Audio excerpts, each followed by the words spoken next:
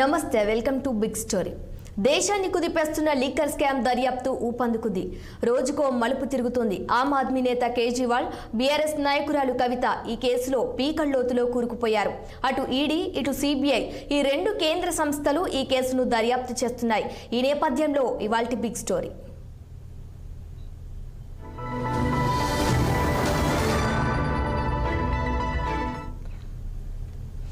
Liquor వ్యాపారం అంటేనే syndicate. దశాబ్దాలుగా వ్యక్తులు, సంస్థలు సిండికేట్గా ఏర్పడి మద్యం వ్యాపారం చేయటం అందరికీ తెలిసిందే. కింది స్థాయిలో 1-2 మద్యం దుకాణాలు దక్కించుకునేందుకు సిండికేట్ కావటం వేరు. ఏకంగా లిక్కర్ విధానాల రూపకల్పనతో పాటు మద్యం దుకాణాలను భారీగా పొందేందుకు సిండికేట్ కావటం వేరు. ఈ అంశం అక్కడితోనే ఆగలేదు. లిక్కర్ నిధులను ఆమ్ ఆద్మీ పార్టీ ఎన్నికల్లో విజయం సాధించేందుకు ఉపయోగించిందని ఆరోపణలు వచ్చాయి. ఈ అంశం కూడా కేసు తీవ్రతను, పరిధిని పెంచింది. అటు కేజ్రీవాల్, ఇటు కవిత ఇద్దరు లిక్కర్ గేట్ విచారణలతో ఉక్కిరిబిక్కిరి అవుతున్నారు.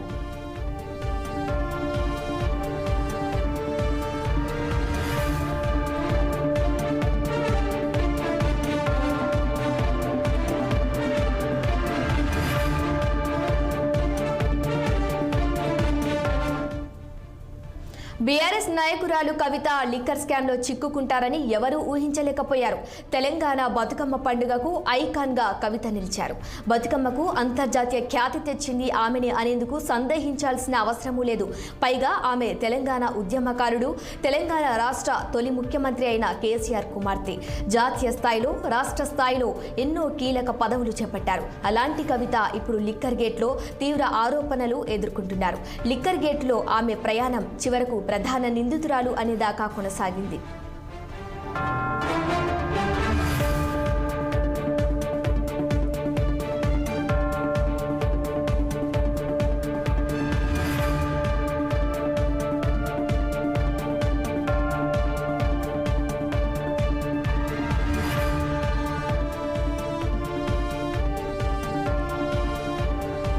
ఢిల్లీ లిక్కర్ స్కామ్ లో అసలేం జరిగిందనే విషయాన్ని తాజాగా సిబిఐ వెల్లడించింది. కవితనే 100 కోట్ల రూపాయలు చెల్లించినట్లుగా కస్టడీ రిపోర్ట్లో సిబిఐ తెలిపింది. అంతేకాదు, జాగృతి సంస్థకు 80 లక్షల రూపాయల ముడుపులు, శరత్ చంద్రారెడ్డిని బెదిరించడం, land deal, MP Magunta Srinivas రెడ్డిని 50 కోట్ల రూపాయలు చెల్లించాల్సిందిగా డిమాండ్ చేయటం, కేజ్రీవాల్ అనుచరుడికి 100 కోట్ల రూపాయలు చెల్లించటం, ఇండో స్పిరిట్స్ లో 65% వాటా పొందటం, గోవాకు హవాలా మార్గంలో డబ్బు తరలింపు, ఇలా మొత్తం మీద లిక్కర్ గేట్ లో అసలేం జరిగిందనే విషయాన్ని సిబిఐ వెల్లడించింది. మరోవైపున కోర్టులో కూడా కవితకు చుక్కెదురైంది. ఆమె పిటిషన్లను కోర్టు తిరస్కరించింది. 3 రోజుల సిబిఐ కస్టడీకి కోర్టు అనుమతినిచ్చింది. దీంతో సిబిఐ కూడా కవితను ప్రశ్నలతో ముంచెత్తనుంది.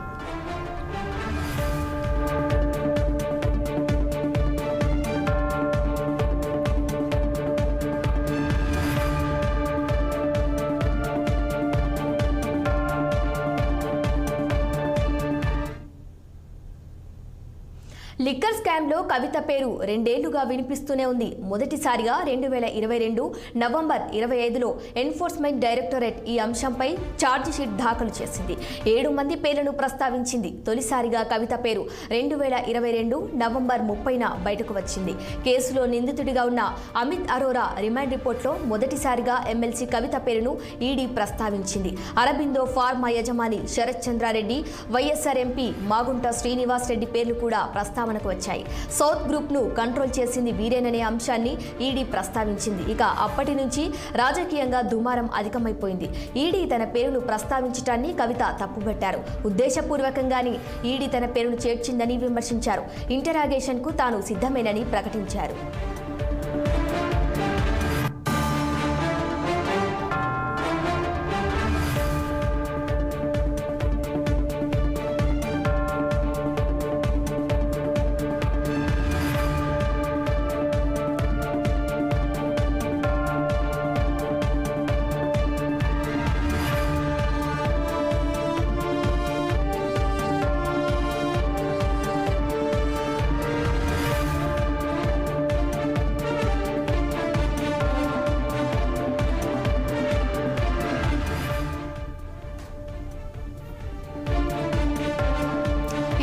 ఎండాకాలం ముగిసిపోవటానికి ముందే సిబిఐ కూడా రంగంలోకి దిగింది. 2022 డిసెంబర్ 3వ తేదీన సిబిఐ కవితకు నోటీస్ జారీ చేసింది. డిసెంబర్ 6న జరిగే ఇంటరాగేషన్కు హాజరు కావాల్సిందిగా ఆదేశించింది. సిబిఐ నోటీస్కు కవిత స్పందించారు. డిసెంబర్ 13న కాకుండా డిసెంబర్ 11 నుంచి 15వ తేదీ మధ్యలో ఎప్పుడైనా తమ ఇంట్లో భేటీ కావచ్చని సిబిఐకి సూచించారు. కవిత అభ్యర్థనను సిబిఐ మన్నించింది. డిసెంబర్ 11న కవితను ఆమె ఇంట్లోనే సిబిఐ విచారించింది. సుమారుగా 7 గంటల పాటు విచారణ కొనసాగింది. నాటి నుంచే విచారణలో వేగం మొదలైంది. తన ప్రయాణం, హోటల్ బిల్స్, కాల్ డేటా ఇవ్వాల్సిందిగా డిసెంబర్ 12న సిబిఐ కోరింది. డిసెంబర్ 21న ఈ కేసు మలుపు తిరిగింది. ఈడీ తన ఛార్జ్ షీట్లో కవిత పేరును చేర్చింది. కేసులో ఆరోపణలు ఎదుర్కొంటున్న ఇండోస్పిరిట్తో ఆమెకు పరోక్ష సంబంధాలున్నాయని ఆరోపించింది. ఈ ఆరోపణలను కవిత ఖండించారు.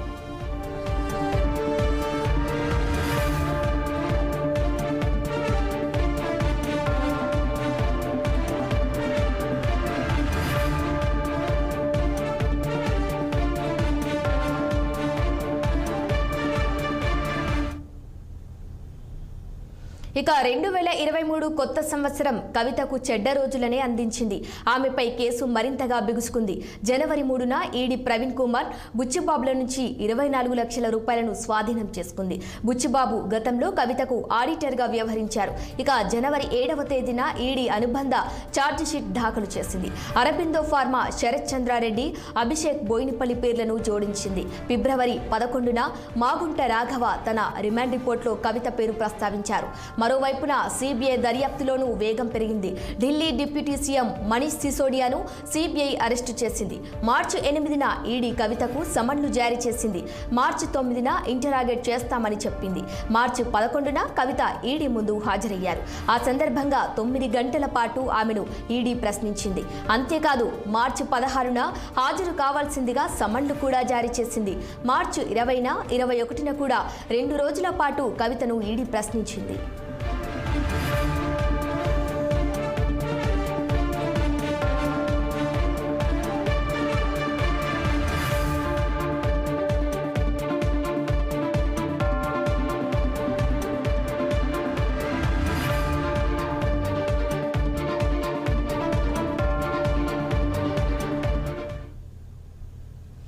మరోవైపున ఢిల్లీలో కేసు పరిణామాలు వేగంగా మారుతూ వచ్చాయి. కేజ్రీవాల్పై, కవితపై కొత్త విషయాలతో ఆరోపణలు తెరపైకి రావటం మొదలైంది. ఈలోగా ఈ కేసులో కీలక మార్పు చోటు చేసుకుంది.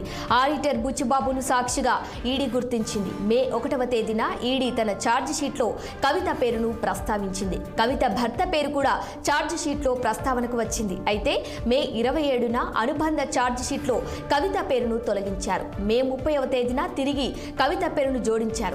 ఇక ఇదే సందర్భంలో కేసులో మరో పరిణామం చోటు చేసుకుంది.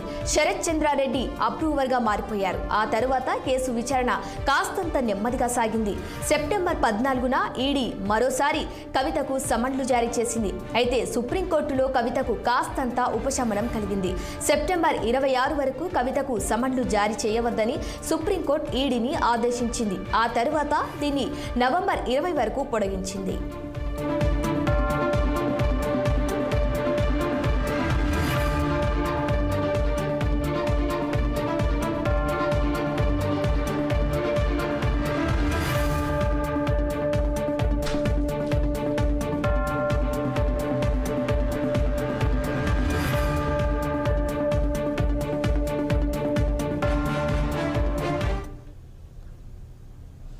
వరుసగా మరో కొత్త సంవత్సరం కూడా కవితకు గడ్డు రోజులతో మొదలైంది. జనవరి 16న విచారణకు హాజరు కావాల్సిందిగా కోరుతూ జనవరి 15న కవితకు సమన్లు జారీ చేసింది ఈడీ. సుప్రీంకోర్టులో తన అభ్యర్థన విచారణ ఉందన్న సాకుతో కవిత ఆ విచారణకు హాజరు కాలేదు. ఫిబ్రవరి 26 వరకు కవితకు సమన్లు జారీ చేయవద్దని ఈడీని ఆదేశించింది సుప్రీంకోర్టు. మొత్తం మీద మార్చి 13 వరకు ఆమెను అరెస్టు చేయవద్దని సుప్రీంకోర్టు ఆదేశించింది. మార్చి 15న కవితను ఆమె ఇంట్లోనే అరెస్టు చేశారు. ఇక ఆ తరువాత కేసు విచారణలో వేగం పెరిగింది. అనేక మలుపులు కూడా చోటు చేసుకున్నాయి. మొత్తం మీద ఏప్రిల్ 12 నాటికి దర్యాప్తు సంస్థలకు లిక్కర్ గేట్లో అసలు ఏం జరిగిందనే విషయంలో కావాల్సినంత స్పష్టత వచ్చేసింది. ఈ కేసులో అప్రూవర్గా మారిన వారందరికీ బెయిల్ వచ్చేసింది. మిగిలిన వారిలో ప్రధానంగా ఉన్నది ఆమ్ ఆద్మీ నేతలు సిసోడియా, కేజ్రీవాల్, బీఆర్ఎస్ నాయకురాలు కవిత మాత్రమే.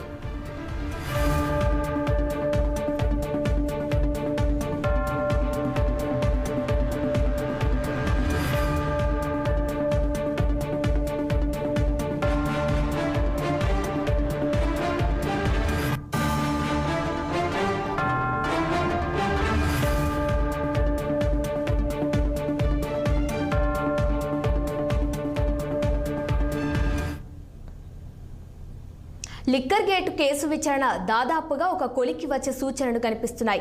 ఆమ్ ఆద్మీ నేతల ఆరోపణలు చూస్తుంటే కూడా ఇదే విషయం స్పష్టమవుతోంది. ఢిల్లీలో రాష్ట్రపతి పాలన విధించేందుకు కుట్ర జరుగుతుందని ఆ పార్టీ నేతలు అంటున్నారు. ఢిల్లీ పాలన యంత్రాంగంలో ఏర్పడిన ఖాళీలను భర్తీ చేయకపోవటం, ఉన్నతాధికారులు తమ మాట వినకపోవటాన్ని ఆమ్ ఆద్మీ పార్టీ నేతలు ప్రస్తావిస్తున్నారు. ఆ పార్టీ అధినేత కేజ్రీవాల్తో పాటుగా కీలక నేతలు ఇప్పటికే జైల్లో ఉన్నారు. మరికొంతమంది జైలుకెళ్లే సూచనలు కనిపిస్తున్నాయి. జైలు నుంచే కేజ్రీవాల్ ఎన్నాళ్లు ప్రభుత్వం నడిపిస్తారో తెలియదు. మరోవైపున ఆమ్ ఆద్మీ నేతలు పలువురు ఆ పార్టీని వదిలిపోతున్నారు. ఈ నేపథ్యంలో పార్టీలో సంక్షోభం వచ్చే అవకాశం కూడా ఉంది.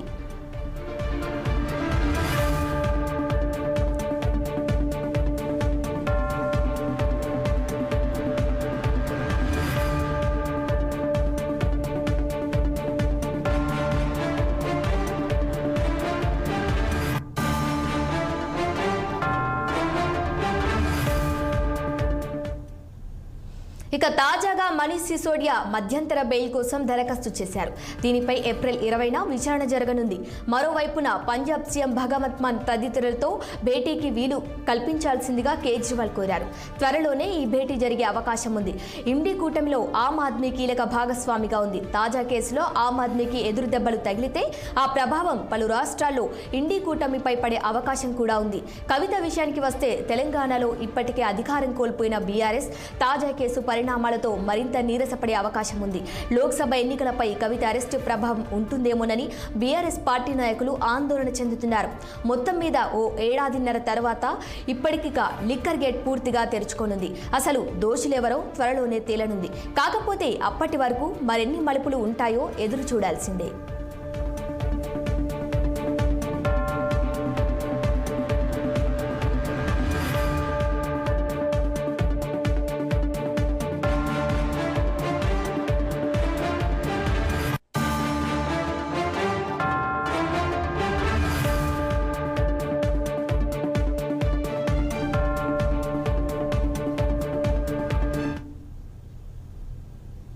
ఇది ఇవాల్టి బిగ్ స్టోరీ. మరో ఎపిసోడ్లో మళ్ళీ కలుద్దాం. కీప్ వాచింగ్ 6 టీవీ, సామాన్యుడి ఆరో ప్రాణం.